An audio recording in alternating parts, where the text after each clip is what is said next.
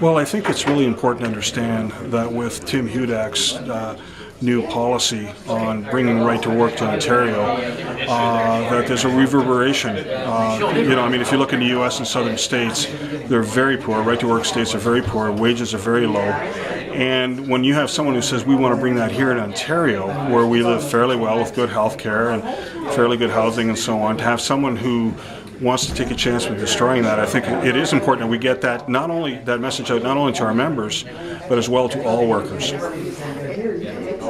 What happens? How do you block this, or how do you make the public see that this could potentially ruin their way of life? Well, and I think that's a great question.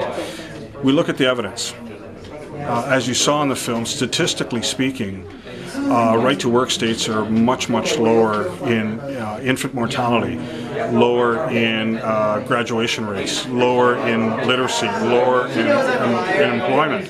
So, I mean, we can say, look, we already have an example of what right-to-work does. Here it is. Here's the American example.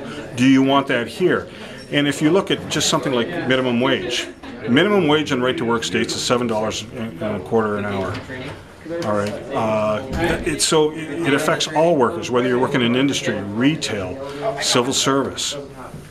And hearing the note right to work sounds pretty good. I mean, everybody has the right to work.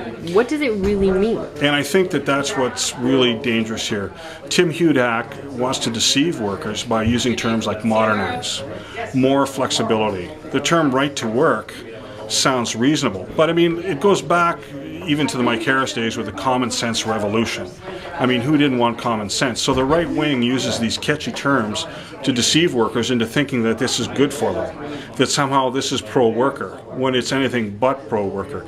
So we have to keep an eye on the language, and we have to make sure we address it, to say, no, you're not telling the truth. You know, when he says, well, it'll bring jobs to Ontario, that's just not true. It's sort of union busting then. It's union busting, and I think what the message has to get out there is that when you erode unions, you affect all workers. I mean, the best example I use, of course, is the auto industry, where you have certain auto workers making a certain amount, and other auto workers who are non-union are affected by that. And that goes on quite a bit in different industries. So union sets the bars, or labor unions set the bar, and workers benefit from that indirectly.